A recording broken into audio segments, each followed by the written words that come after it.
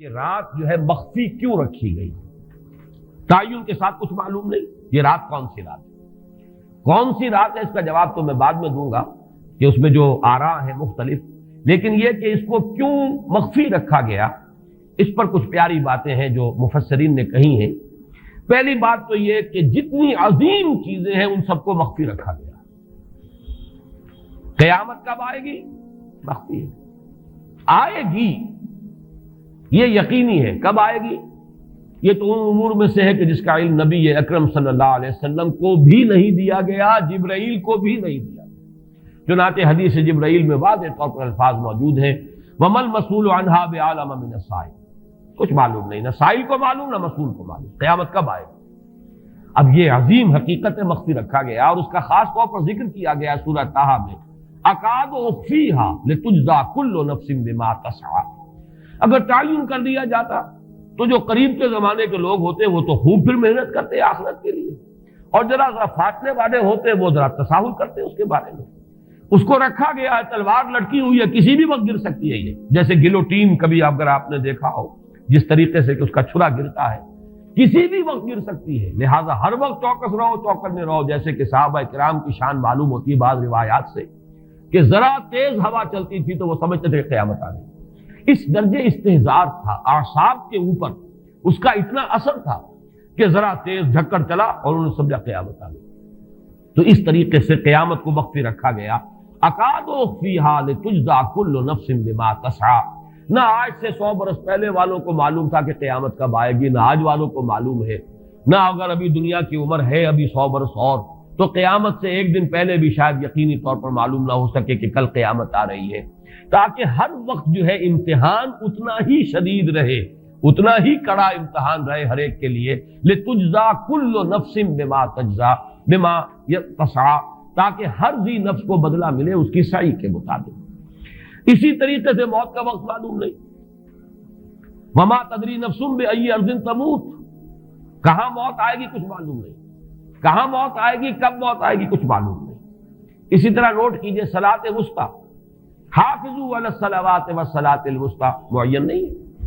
اس کے لیے آراء اگرچہ ہے، اکثر آراء جمع ہو گئی ہیں صلاۃ العصر کے بارے میں، لیکن تعین سے حتمی طور پر نہیں کہہ سکتے۔ یہ رائے بھی ہے کہ کوئی بھی معین نہیں، تمام نمازیں جو ہیں وہ صلاۃ وسطیٰ کے حکم میں، بہترین نماز، کوشش کرو کہ پوری محافظت کرو، صرف نماز کی نہیں بہترین نماز کی، ہر نماز تمہاری بہترین نماز ہونی چاہیے، ہر روز روز عید ہو، ہر شب شب برات۔ اگر اللہ تعالیٰ کے ساتھ کوئی قلبی ربط ہے تو ہر دن جو گزر رہا ہے وہ روز عید ہے، اور ہر شب جو گزر رہی ہے وہ شب برات ہے۔ لیکن اگر وہ کہ انسان کو غفلت ان کے قلب پر طاری ہے تو وہ عید کا دن بھی اس کے لیے ایک عام دن ہے، اور شب برات بھی اس کے لیے ویسی ہی ایک رات ہے جیسی کہ ہر روز آتی ہے اور چلی جاتی ہے۔ اس اعتبار سے اس کو بھی خاص جو ہے معین نہیں کیا گیا صلاۃ وسطیٰ کون سی ہے۔ اسی طرح بعض روایات میں جو آتا ہے اسم اعظم، اللہ کا ایک نام ایسا ہے کہ اس کے واسطے سے اللہ سے جو بات مانگی جائے وہ رد نہیں ہو، لیکن وہ کون سا نہیں بتایا گیا۔ اقوال ہیں، اندازے ہیں، حی و قیوم پر زیادہ، الحی القیوم پر زیادہ لوگوں کا جو ہے وہ اجماع ہوا ہے، لیکن یہ کہ یقین سے نہیں کہہ سکتے۔ تو اسی میں اس کو بھی نوٹ کر لیجئے کہ اس کو مخفی رکھا گیا ہے لیلۃ القدر کو۔ لوگ زیادہ سے زیادہ محنت کریں، زیادہ سے زیادہ مشقت کریں، اس کے لیے جو بھی اس کی قدر و منزلت سے کسی درجے میں آگاہ ہے، وہ اگر معین ہی ہو جاتا کہ ایک شب یہ ہے تو پھر تو سب کے سب اس رات میں محنت کر لیتے، باقی راتیں جو ہیں وہ پھر سونی اور ویران گزرتی۔ لیکن یہ کہ مطلوب یہ ہے کہ زیادہ سے زیادہ راتیں آباد ہوں، زیادہ سے زیادہ راتوں میں ذکر ہو، عبادت ہو، دعا ہو، اس لیے اس کو مخفی رکھا گیا، یہ حکمت ہے۔ اس میں بھی ایک عجیب نکتہ ہے جو امام راضی رحمۃ اللہ علیہ نے بیان کیا ہے، اور حوالہ اگرچہ نہیں دیا اس حدیث کا، لیکن ایک روایت کے حوالے سے بات بیان کی ہے کہ اس کے ظاہر نہ کرنے میں بھی اللہ کی ایک شفقت اور رحمت ہے بندوں کے حق میں، اس لیے کہ اس کی قدر جتنی زیادہ ہے اتنی ہی اس کی ناقدری پر سزا ہوگی۔ اگر معلوم ہو کہ یہ شب ہے اور اس کی ناقدری کو انسان کرے تو گویا کہ پھر وہ اتنا ہی زیادہ مورد عقاب اور مورد سزا بن جائے گا۔ اس کے لیے ایک بڑا پیارا واقعہ نقل کیا امام راضی نے کہ حضور صلی اللہ علیہ وسلم حضرت علی رضی اللہ تعالی عنہ ایک روز مسجد میں داخل ہوئے، ساتھ ہی آئے ہیں،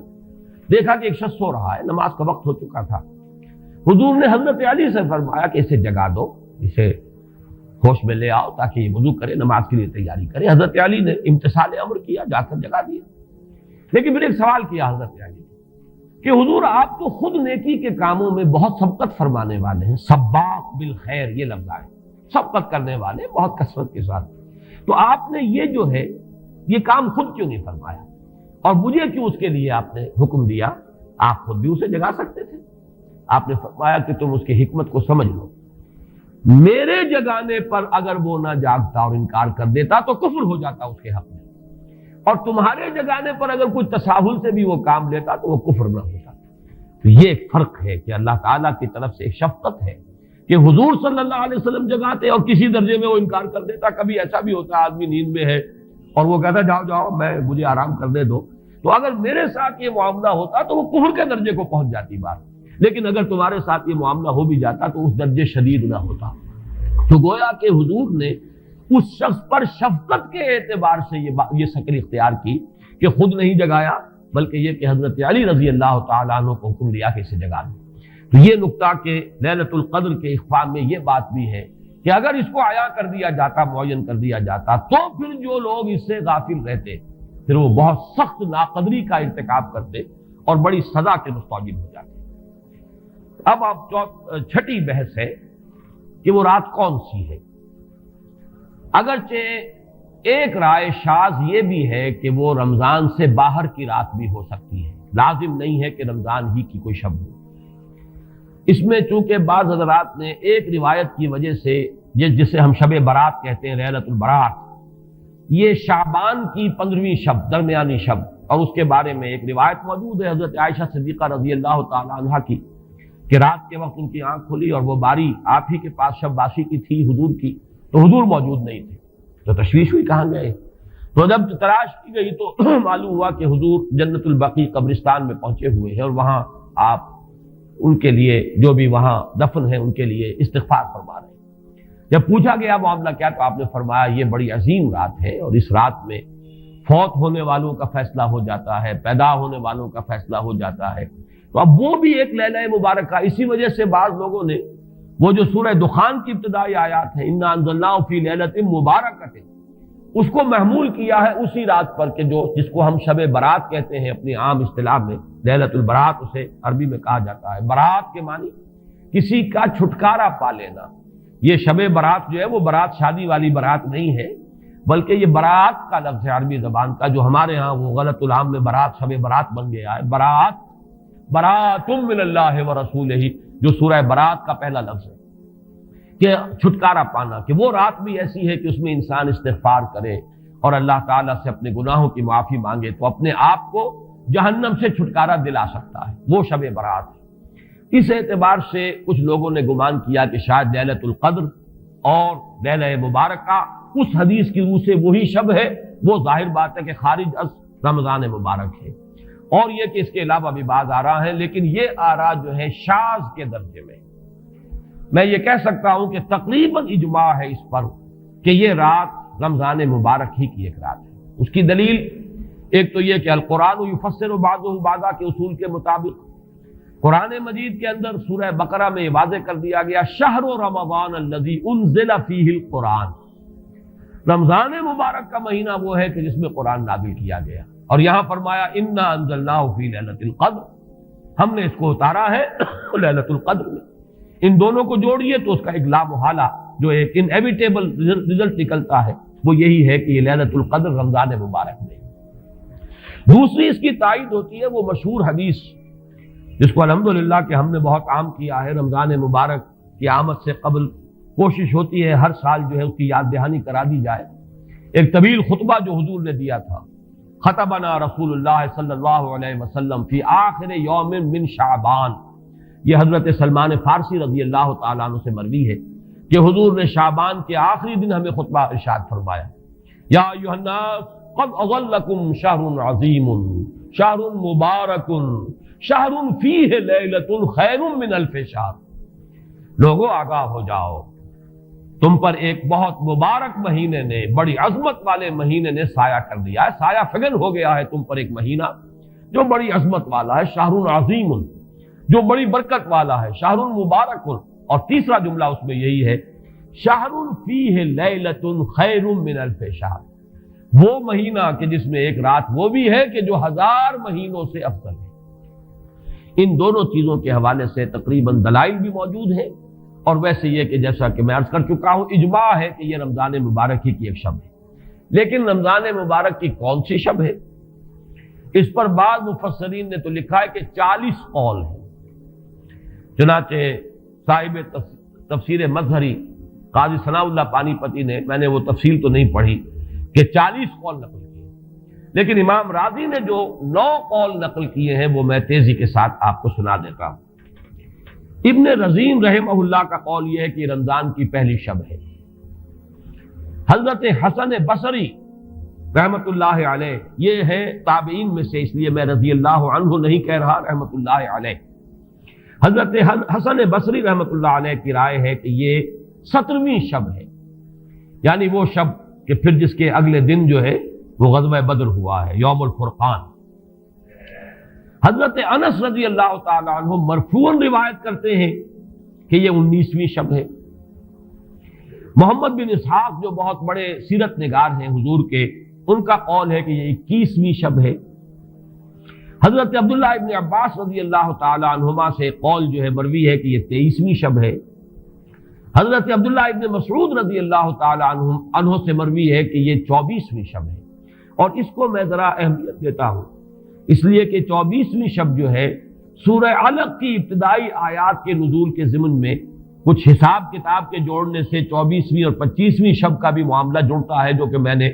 آپ کو سورہ علق کے درس کے دوران بتایا تھا۔